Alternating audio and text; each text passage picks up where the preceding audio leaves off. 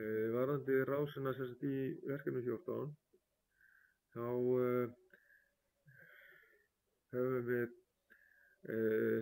sem sagt Týristor hér sem að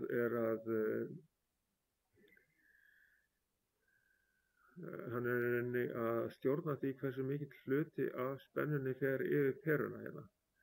Og þannig að við getum sagt sko að við getum skipt þessari mynd í tvennt.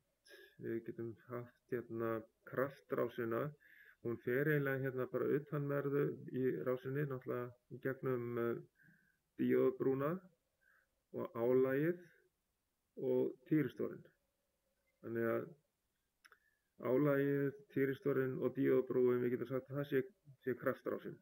En stýrirásin er þá restin af rásinni, það er R1 og JT transistorinn og senudíóðan sem heldur spennu á stýrirásinni. Og svo hefur við sem sagt tenginguna frá UJT transistornum inn á stýriskautið. Við kallum þetta gate eða G og við getum hérna á merkt inn á hvaða skaut er hvað. Það er gott fyrir ykkur að vera með það alveg á hreinu, hvað er hvað.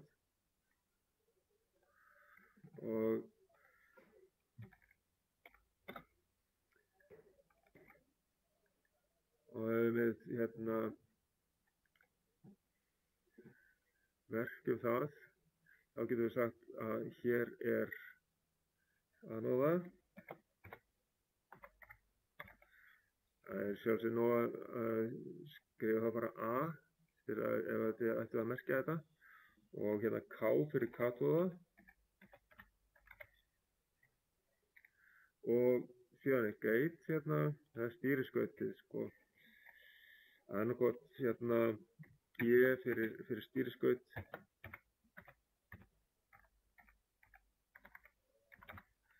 Þetta er líka bara kallað gate.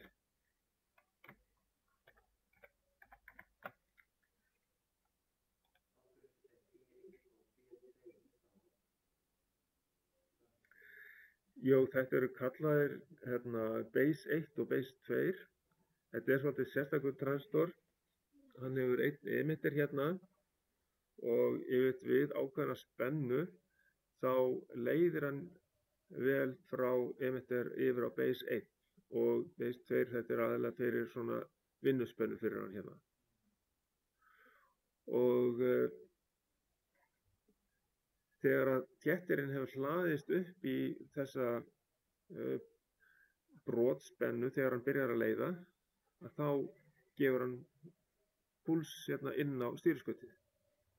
Þannig að þetta gerist þá alltaf reglulega í reiðbylgjunni, sem sagt, svo að við getum stjórnað að það kemur ákveðin hluti af spennunni á peruna.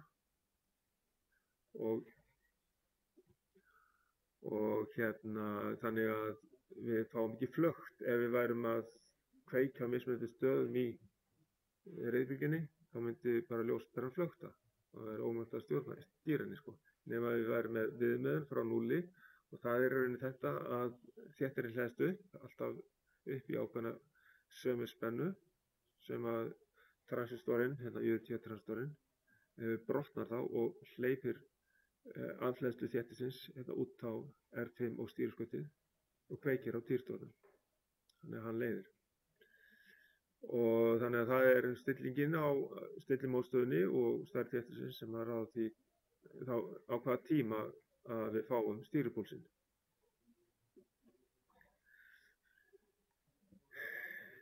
En sem sagt að þið þekkið allavega skautin, anóðu, katóðu og stýriskautið eða gate. Það er það sem við þurfum að vera með á hreinu. Þetta er einhvers staðar það sem við þurfum að fá eitthvað augnablik út. Þetta er nú meira við notum, ég hef nú rekist á svona transistora á ólíklegustu stöðum En við erum til dæmis að nota svona transistor þegar með spennuregli við stambordurrafala. Við förum í það í seinni áfanganum í rafeindatækninni. Þá tökum við fyrir spennustilli, spennuregli fyrir rafala. Og þá allavega 2 svona transistorar notaðir. Einmitt í þessu tilgangi að gefa sambandinn á stýriskautið.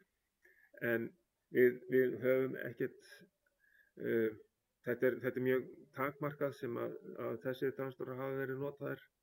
Þannig að við höfum ekki lagt mikla áherslu á eitthvað að fara djúpt í að læra akkurat þá. En það lærist bara í leiðinni og við erum að taka þessar æfingar.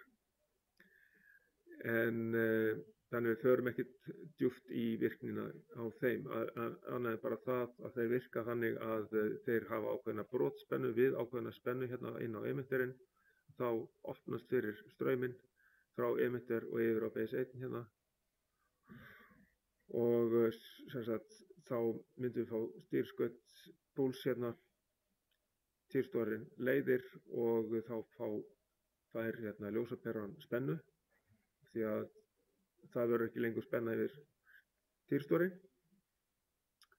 og jafnframt verður ekki lengur spenna þá yfir stýrirásinn, þá fellur það niður í svona mjög lága spennu.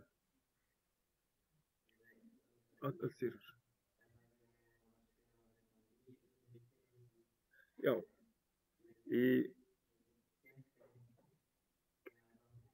hann hleðst upp, í gegnum stillimótstöðuna hérna, R2, þessi mótstöð hérna, R3 öryggismótstöð bara, hann fá ekki of snemma spennu, sem sagt, ef þetta væri bara í 0.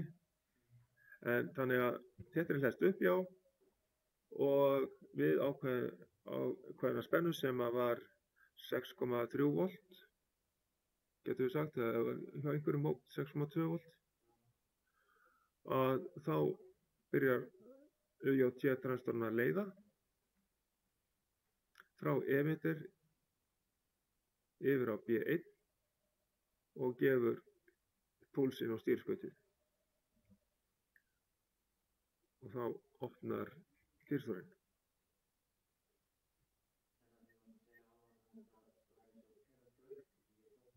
Jú, þá kemur þetta alltaf við sama tíma í rifbylgjunni.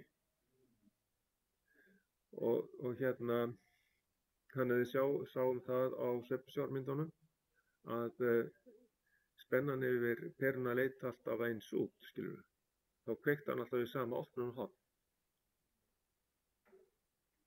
Ef hérna, við værum ekki með neina viðmiðun frá 0, þess að þéttirinn hann byrjar alltaf að hlaðast upp frá 0 volta spennunni þegar hún byrjar að rísa. 0.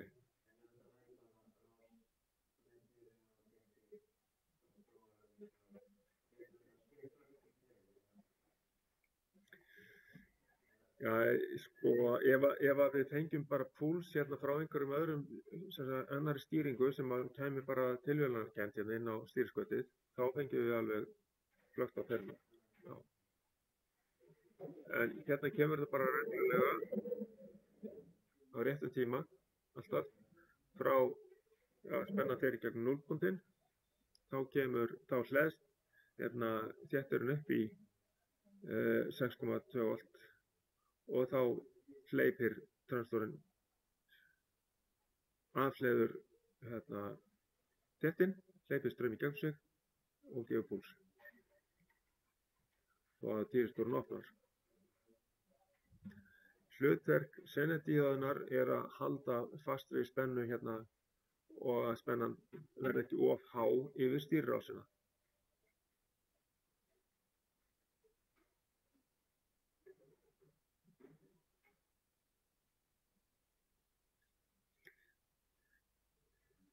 Og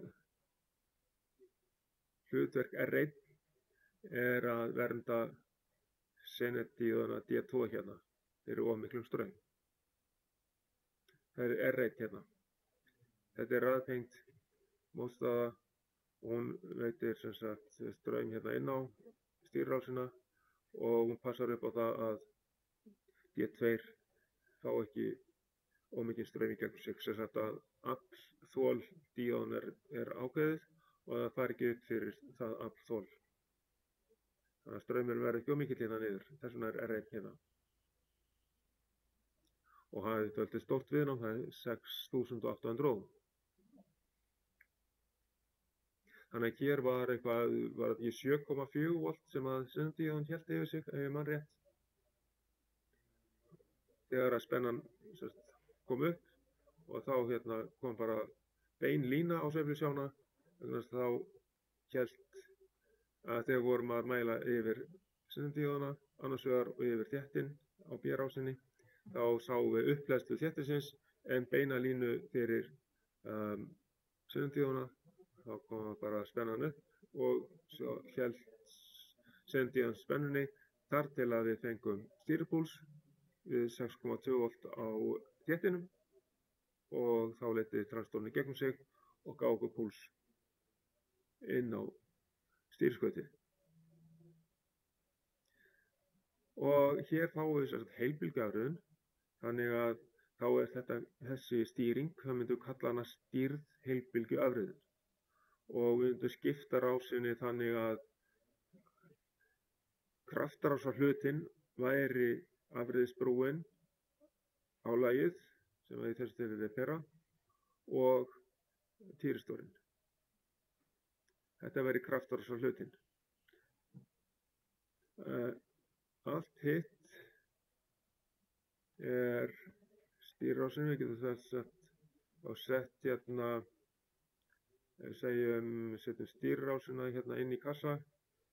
Þetta hérna er þá stýrirásin og allt hitt er kraftarásinn. Hérna, þessi hringur er kraftarásinn.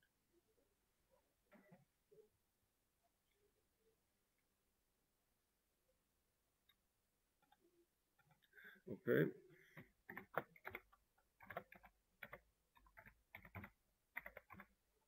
Sem er, já, ekki gott að þetta er. Allt sem er innan þessa kassa hérna er stýrirás. Ok, ég er með þetta á upptöku og ég ætla að halda áfram, ég ætla að fara yfir í þá, þetta er rauninni það sem við þyrftum fyrir lokaprófa að vita. Munin á hérna þessum hluta rásana sem kraftrás og stýrirás. Og síðan í prófinu á morgun og í prófinu á mánudaginn, þá förum við í aðgerðamagnarann að reikna út varðandi hann. Og hér erum við með svona verkefni og að hérna stækka þetta upp þannig að við getum farið gegnum þetta. Þessi rás hérna, hún er notuð til þess til dæmis að magna upp litla spennu, til dæmis frá hitarafaka, termokópól.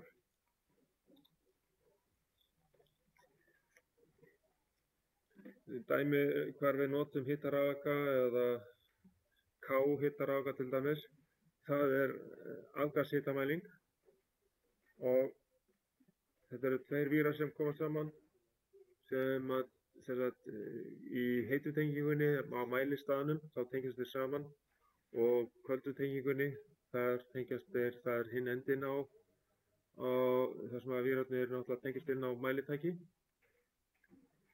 Og það eru tveir þræðir sem sagt í þessu sem hafa ekki sömu sem sagt hita íspennu eiginleika. Svo að hérna það myndast spenna eins og gerist í spennuröð málma. Þið hafið heyrt talað um spennuröð málma. Þið kannist við það. spennuröðmálma, að það er svipað sem að gerist í hitarafaganum, sem er termokókul, að þetta er ekki sama efnið sem kemur saman og þess vegna myndast spenna á endanum sem eru ótengdir, er ekki samtengt, eða hitatengingin er mælistaðurinn, þar sem við tökum hitastigsmælinguna, en opnuendarnir, hinn endinn á vírónum, þar tengist það inn á spennumælingu og þá myndi það tengist hérna inn á, eins og bara ef maður myndi sýna það sem spennugjafa, en hann myndi verða öfugt pólaður hérna inn á. Ef við myndum setja þetta hérna inn á þetta hér, þá væri hægt að skella þessu hérna og setja svona spennugjafa sem væri með öfuga pólun hérna. Það þýðir að við myndum vera með mínusinn að ofanverðu. Þess að styttra strikið verði þá hérna. Svona einhvern veginn.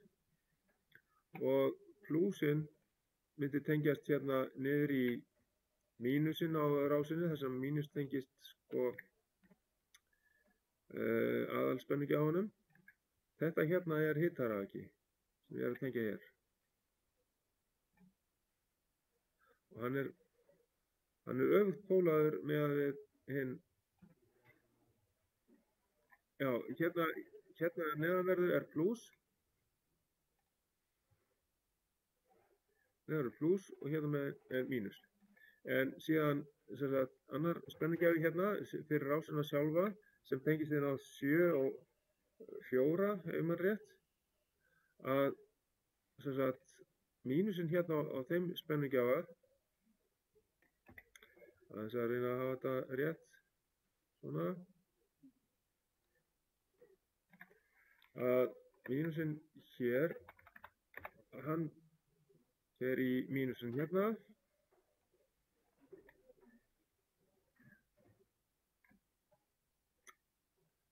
ég næ ekki alveg svona, já, og svona.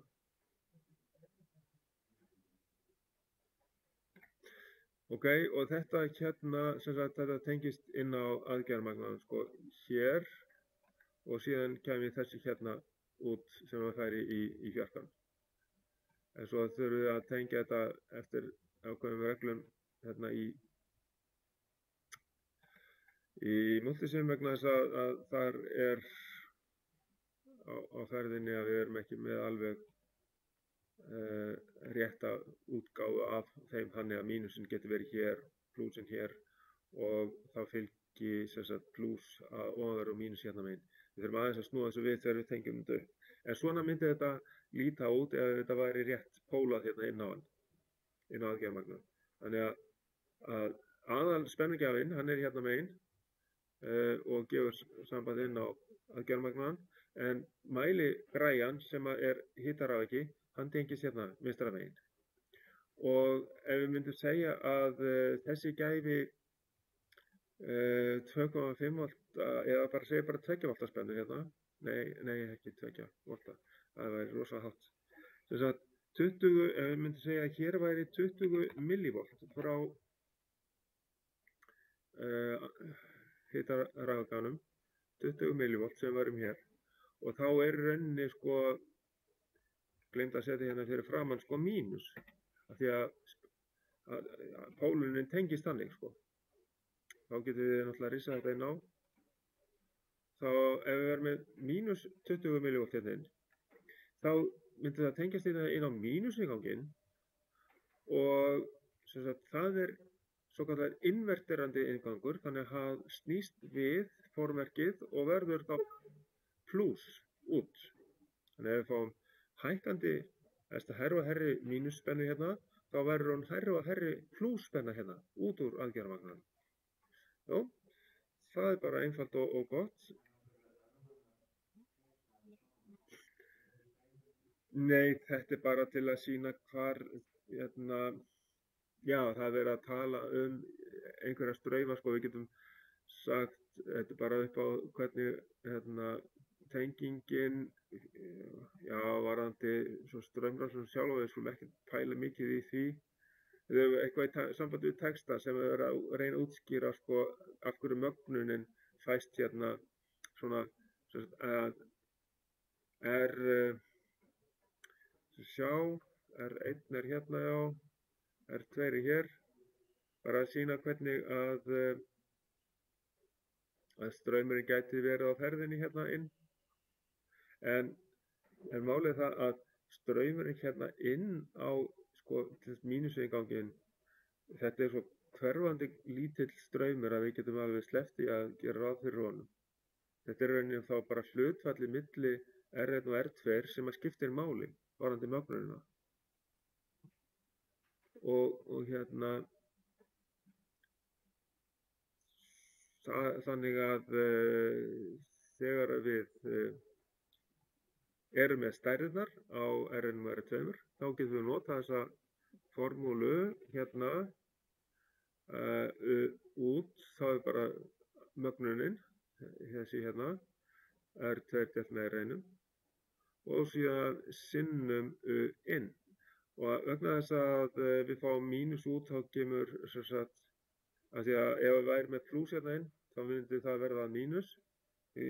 En af því að við höfum mínuspennu inn, þá myndum við segja hérna að við erum líka með mínusspennu inn hér í formúlunni.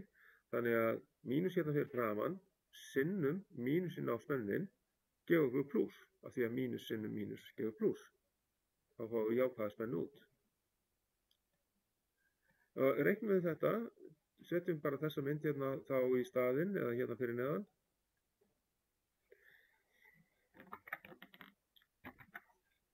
Og skellum henni hérna fyrir neðan, búin að merkja inn á þetta spennugjafa. Og svo bara reiknum við þetta út hérna hvað við fáum.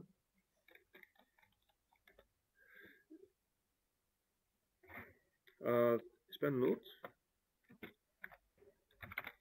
þá sama sem það þá þessi hérna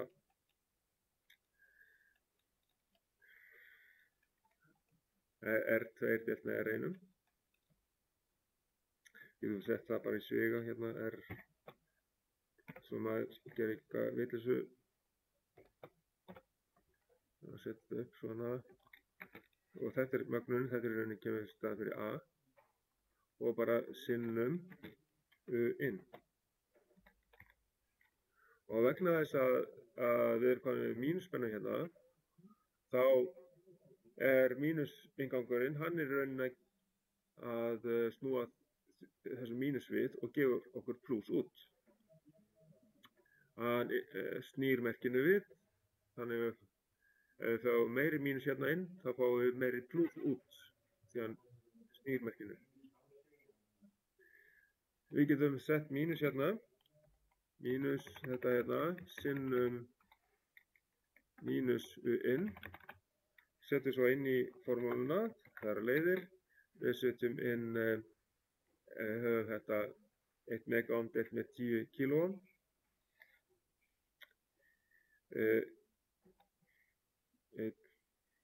og sinnum 10 í sjötta veldi, reyna, við getum náttúrulega að setja inn í hérna equation-editorinn, en ég held að það sleppi alveg svona. Deilt með 10 sinnum 10 í þriðja veldi og það er í þriðja veldi, nei, í þriðja, jú, og hérna setjum svigatennum allt saman og þetta þá svona og þetta þá mínus og svo kemur sinnum og svo erum við með mínus 20 millivolt sinnum 10 í mínus þriðja belti. Ok, það var pláss í hér líka, svona, setjum þetta upp, svona, og þá segjum við að út úr þessu kemur 100 sinnum 20 millivolt, það er voða smátt. Ég þyrfti að stækka þau á eftir. Þá ættum við að fá út úr þessu, er það ekki? Já, 2 volt. Við höfum gert mæling á því. Aðeins að stækka það fyrir ykkur. Þetta náðist ekki svona.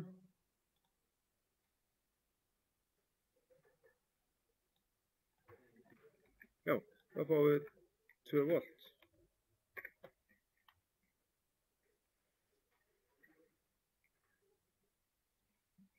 Þannig að þá er þetta í rauninni bara það að við vitum stærðir á viðnáminu, við höfum þessa formúlu og þá getum við sett inn í formúluna og vegna þess að aðgerðarmagnan snýr svona og þá mínusinn tengist hérna inn á mínusinnganginn, þá fáum við pluss út pluss 2 volt því að mínus sinnum mínus gefur okkur pluss.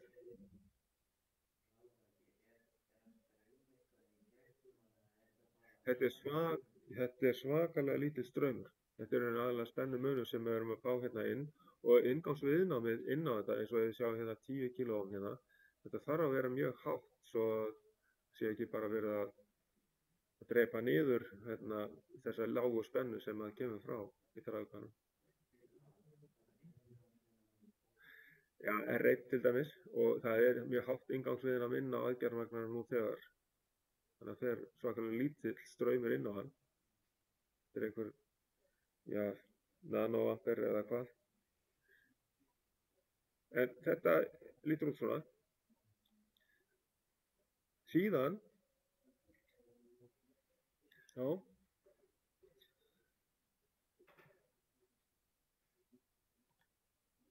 í samanburðarmagnarann, sem sagt,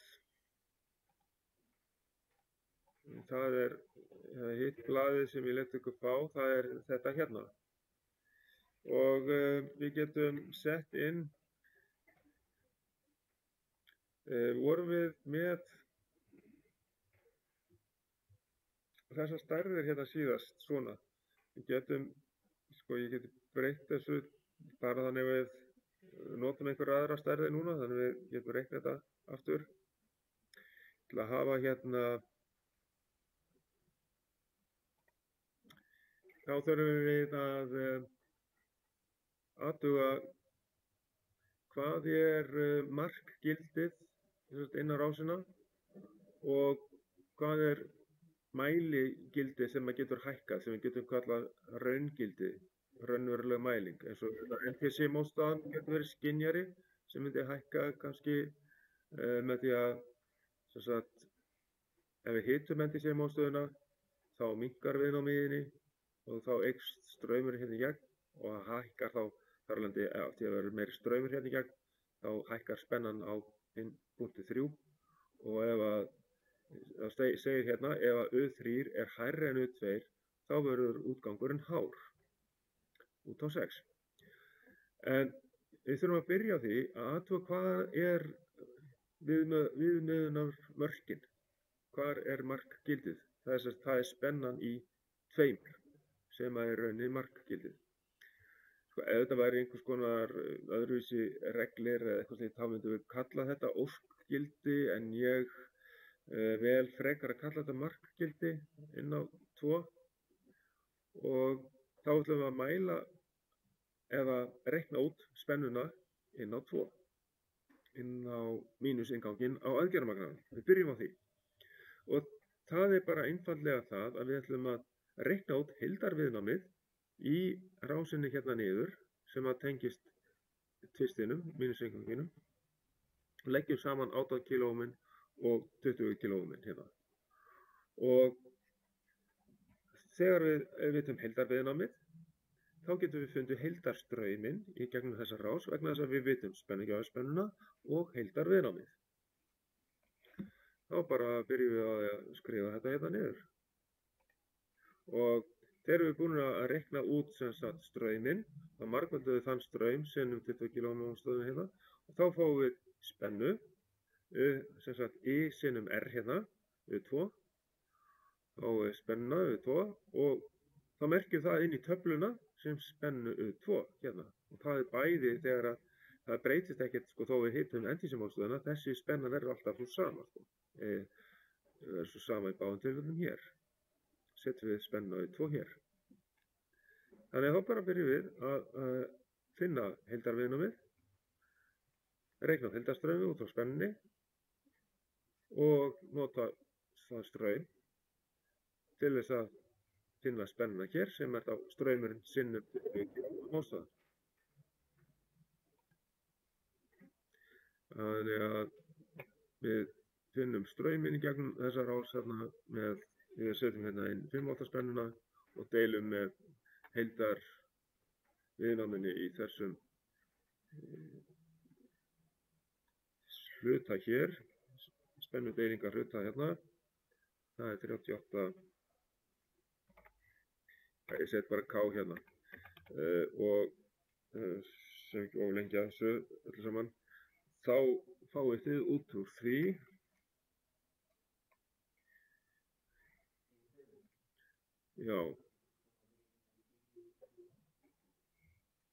Já, og ef við ýtir á ENG-takkan, þá,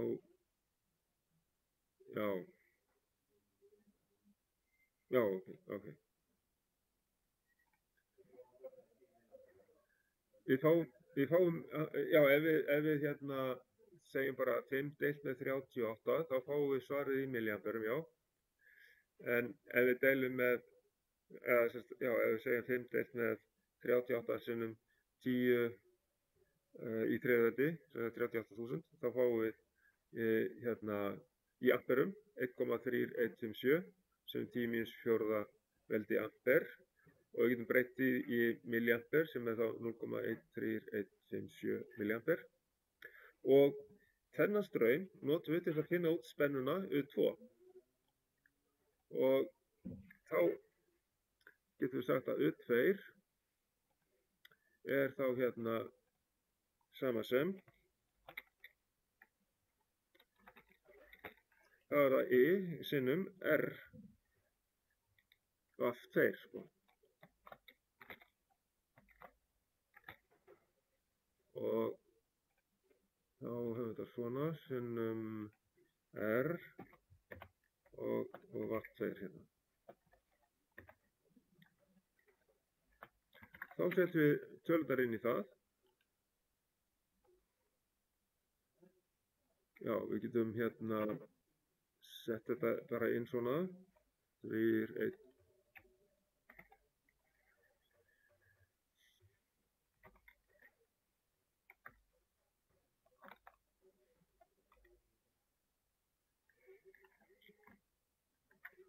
Já,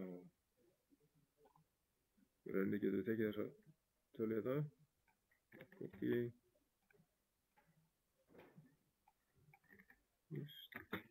Sinnum, hvað er viðnámið stórt? Það er 20K, 20, bara 1000. Hvað fáum við úr því? Hvaða spennu erum við með þetta?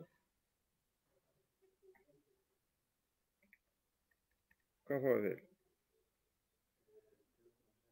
Já, 2,63 volt fæ ég. Ég með alla aukastafina. Ok, og við getum sagt bara að það sé nóg, við getum sagt að það sé nóg að segja bara 2,6 volt því að hérna síðan á eftir þá þarf spennan sem sagt að verða 0,1 volti hærri heldur en þessi hérna á inngangi 3, plus innganginum til þess að við fáum hátt gildi á útgang. Ef setjum við það inn í töfluna hérna sem er 2,6 volt. Það er 2,6 volt hérna og 2,6 volt hér líka. Já, það verður sama á bæði þegar að við hitum ekki entísímástöðuna því að hún hefur ekki áhrif á þessa rás hérna. Þetta er viðmiðunar rásin, eða markgildið sko, kemur hérna inn sem er 2,6 volt. Þannig að nú þegar við komum með 2,6 volt hérna, þá getum við sett strax inn hér, það segir alltaf þá í textanum, annarkot hérna efst eða í prófverkefninu allavega líka, að gera ráð fyrir að til þess að útgangurinn breytist úr lággildi í háttgildi, eins og hérna þegar að U3 er orðin hærri en U2, að við þurfum að gera ráð fyrir að það sé 0,1 volti hærra. Þannig að setjum við 2,7 volt bara, strax. Skellum hérna strax 2,7 voltum. Og við eigum eftir að vita hvað er spennan þá hérna í byrjun. Svo sem allt í lagi, við reiknum það bara út. Alveg sama aðferð og við vorum að gera hérna með spennuna í tvistunum. Hér erum við bara með aðra tölu, við erum með 22 pluss 12 og finnum út úr því.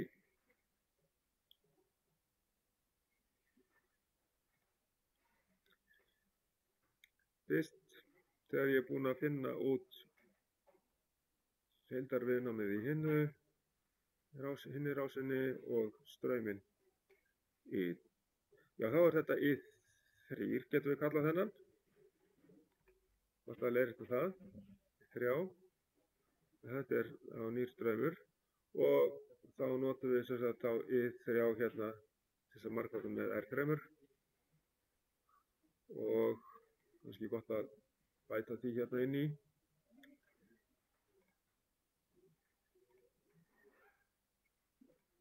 Að þetta er I3 og þá fáum við hérna delay og það er spurning hvort við missum eitthvað af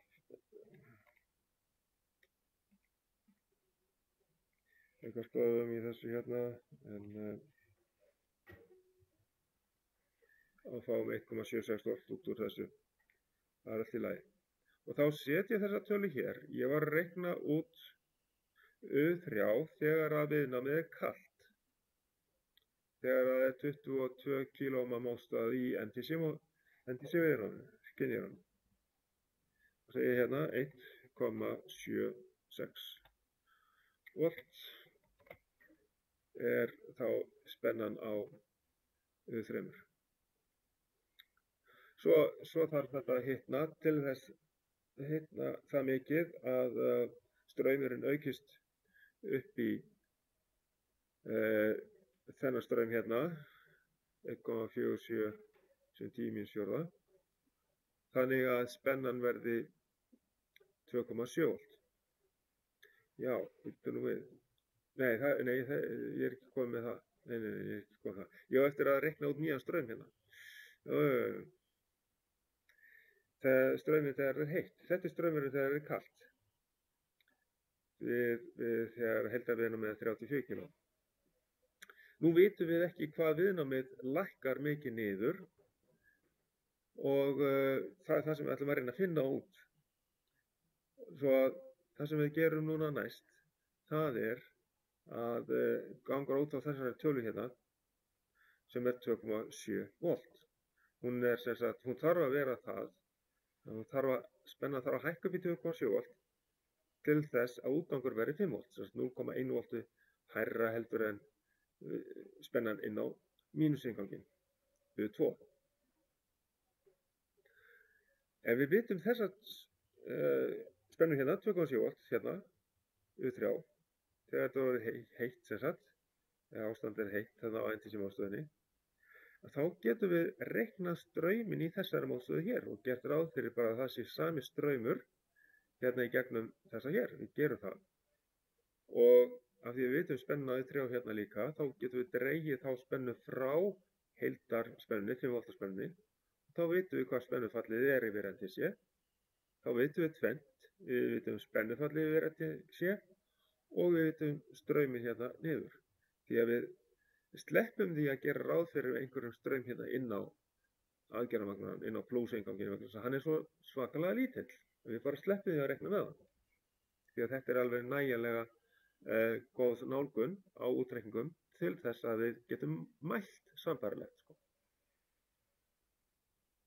Svo að við getum prófað þetta með mælingu og frávikið ekki það mikið að við nánast getum allar tekið eftir því.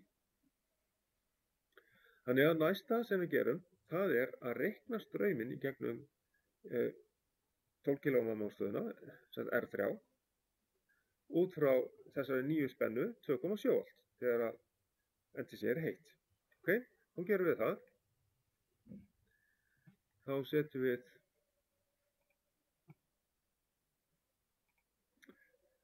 búum til hérna bara nýja formúlu, eða það Ohmslögmálið. Við þurfum bara að vita hvað er núna nýji straumur hérna í gegn. Það 2,7 volt að spenna hérna yfir að og þetta föst mótstaða 12 kV. Ok. Nú höfum við spennuna 2,7 volt hérna og við deilum með 12 kVm-stöðinni. 12, já, sem 10 í þriðveldi. Setjum þetta hérna, get ekki sett hérna aftur.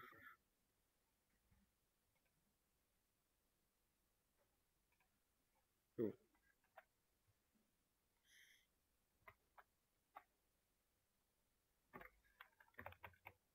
Og þá segir við saman sem, þá fáum við einhvern straum út úr þessu.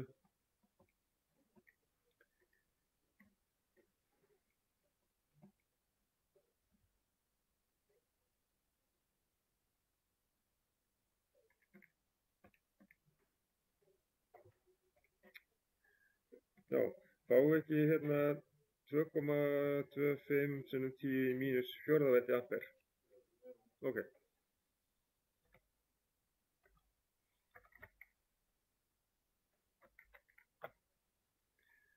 Já, þá set ég inn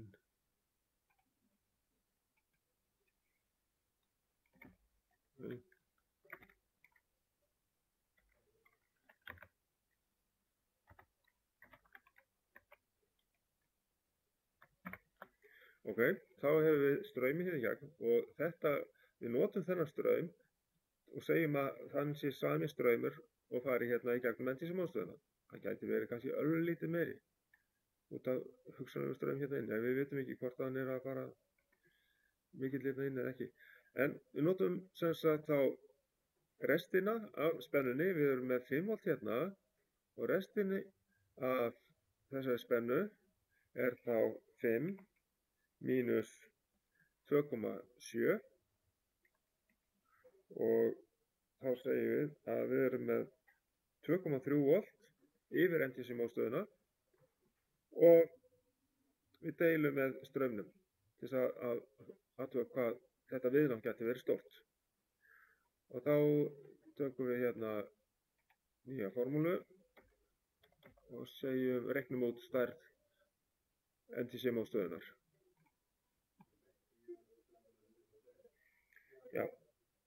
Já, það lækkar þetta þarna niður. Já.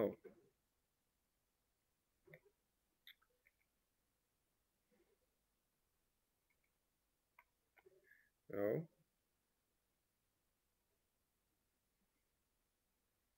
Það sem sagt 2,3 volt deilt með straumöfnuna 2,25 og sem 10 í mínus fjórðaveldi.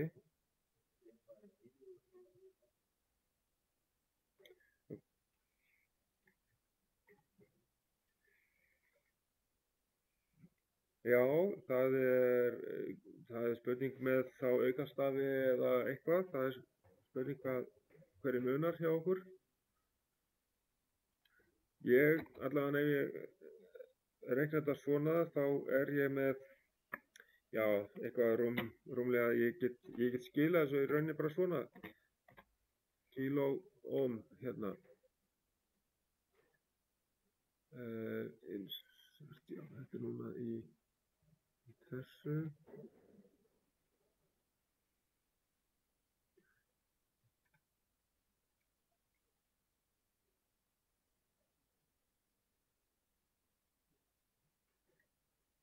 Þetta er ekki til hérna, við, þá er það í svona. Já. En samkvæmt þessum tölum hérna, sko, þá væri þetta, myndi að lækka úr 22 kilóómum og niður í 10,2 kilóóm, samkvæmt þessum tölum hérna. 3, en hérna setjum við inn svarið, sko, 10,2 kilóóm hér.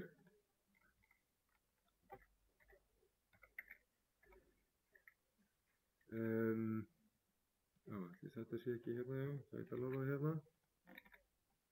Ok, svona. Getum við, spurning 3. Var hún hérna neðar á blaðinu einhverstaðar? Ertu að meina hérna? Já, hvert er hlutaðgerðarmagnans í rásinni? Það er, sjáu þið þetta hérna. Þetta hér, aðeins að taka mynd af þessu hérna.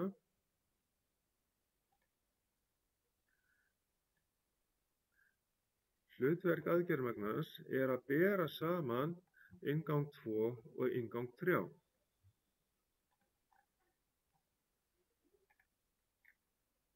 Og svo setjum þetta hérna, til Kristinn hérna. Við getum sagt að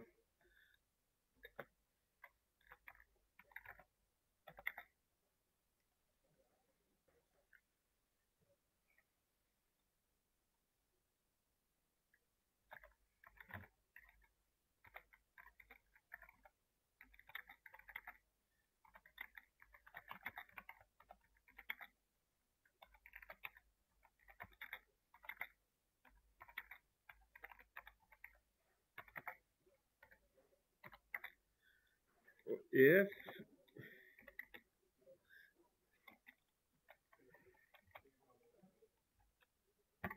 já, hitt ekki á Kristinn.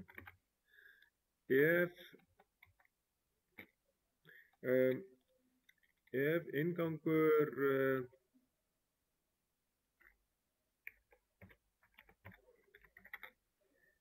2 er með hærri spennu en 3, þá er útgangurinn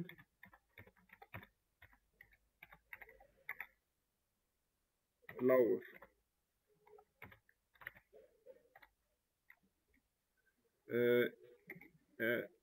En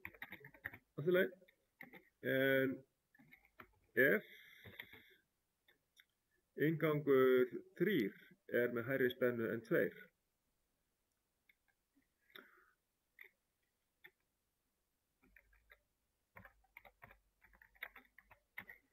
þetta er sem sagt, hann er kallað plúsingangur, plús er með hærri spennu en tvisturinn, mínusinn, þá verður útgangurinn, það er sem sagt á 6 ár.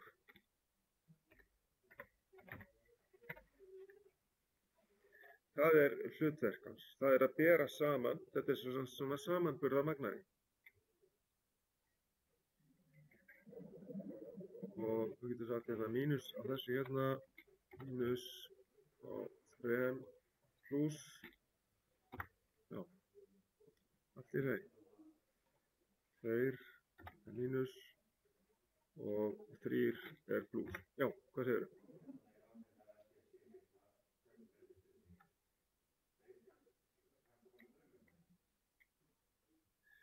Já, straumurinn hækkar í gegnum R3 vegna þess að það minnkar viðnámið hér, þá minnkar heildarviðnámið í þessari spennudeilingu hérna, hægra megin. Þegar NTC-viðnámið hitna, þá minnkar viðnámið í því, þar af leiðandi er minna heildarviðnámið og straumurinn eykst.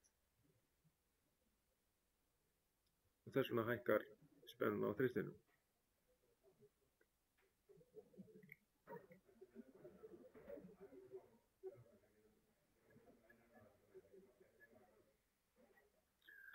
Já, ég þyrfti þá bara að skella því inn á, já, einmitt.